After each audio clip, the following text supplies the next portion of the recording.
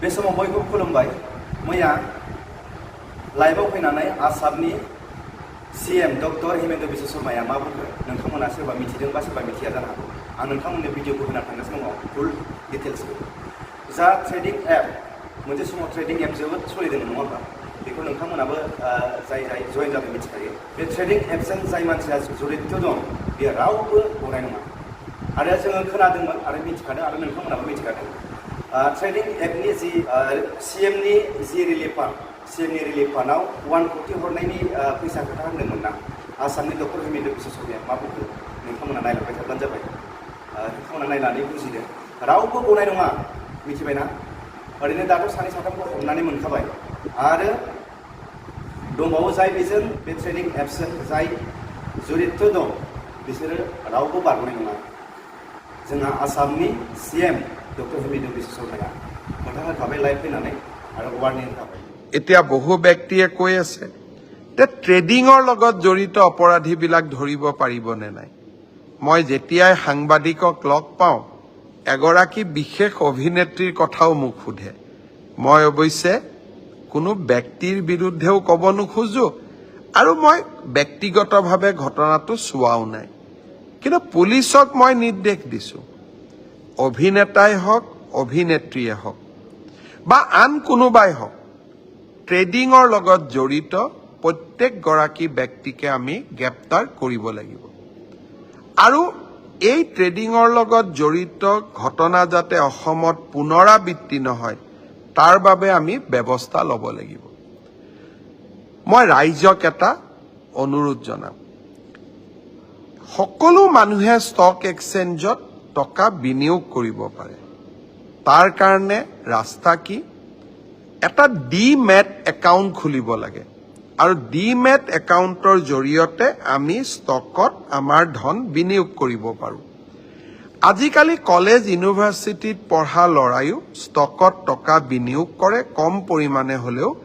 আৰু এটা ভাল ফাইনেন্সিয়েল কেৰিয়াৰো বনায় ই এটা সহজ পন্থা কিন্তু আপোনাৰ টকা মই লৈ ষ্টক এক্সচেঞ্জত বিনিয়োগ কৰিব নোৱাৰো বহুতে কয় ষ্টকতহে টকা বিনিয়োগ কৰিছে এইটো লিগেল ই একেবাৰে ইলিগেল ৰিজাৰ্ভ বেংকৰ অনুমতি নোহোৱাকৈ আমি কোনেও বেলেগৰ টকা ল'ব নোৱাৰো আৰু 30% সুদ দিম বুলি কাগজত লিখি দিয়া ইটো আৰু অপৰাধ দুখীয়া মানুহৰ টকা লোৱা ই আৰু অপৰাধ আমি অসম পুলিচক আজি এটা এছআইটি গঠন কৰিব দিছো যাতে এই ধৰণে মানুহৰ পৰা টকা সংগ্ৰহ কৰা প্ৰত্যেকজন ব্যক্তিক আমি গ্ৰেপ্তাৰ কৰিব পাৰো বহুতে কয় যে এই ঘটনা চলি আছিল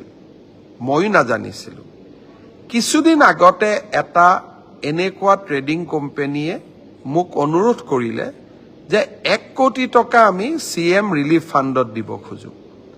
মোৰ সন্দেহ হল যে 1 কোটি টকা ডেকা ল'ৰা কেইজনে কিয় দিব খুজিছে সিএম ৰিলিফ ফাণ্ডত তেওঁলোকে টকাই বা ক'ৰ পৰা পালে তেওঁলোকৰ বিষয়ে কিছু খবৰ সংগ্ৰহ কৰিলো লগে লগে মোৰ সন্দেহ হল পুলিচক ঘটনাটোৰ তদন্ত কৰিব দিলো আজি এতিয়া ঘটনাটো বিয়াগুম ঘটনালৈ পৰিগণিত হৈছে মই আশা কৰো পুলিচে ক্ষিপ্ৰতাৰে তদন্ত কৰিব আৰু ব্যৱস্থাও ল'ব কিন্তু লগে লগে আমি এই ঘটনাটোৰ তদন্ত কৰিবলৈ এনফোৰ্সমেন্ট ডাইৰেক্টৰ প্ৰৱৰ্তক নিৰ্দেশালয় আৰু ইনকাম টেক্স ডিপাৰ্টমেণ্টলৈকেও চিঠি লিখিছো আৰু মোৰ পৰ্যায়তো মই এই বিষয়ে উচ্চ পদস্থ বিষয়াসকলৰ লগত টেক আপ কৰিম আৰু কিছুদিন তদন্তৰ পিছত যদি মোৰ মনে ধৰে যে ইয়াত আন্তঃৰাজ্যিক চক্ৰও জড়িত আছে বা অসম পুলিচে তদন্ত কৰিবৰ বাবে টেকনিক্যালি ইকুইপ নহয় প্ৰয়োজন সাপেক্ষে এই ঘটনাটো সিবিআইৰ হাতলৈ গটাই দিবৰ বাবেও আমি সাজু হৈ আছো ৰাইজক আকৌ এবাৰ অনুৰোধ কৰিম হাসতীয়া ধন কেতিয়াও কোনো ব্যক্তিৰ পৰোচনাত বিনিয়োগ নকৰিব মানুহে বাৰে বাৰে ঠগ আৰু প্ৰবঞ্চকৰ শিকাৰ হৈছে আৰু আমি এনেধৰণে নিজক কিয় ঠগ আৰু প্ৰবঞ্চকৰ স্বীকাৰ কৰিম আশা কৰোঁ আপোনালোকে মোৰ কথাখিনি সকলোৱে বুজি পাব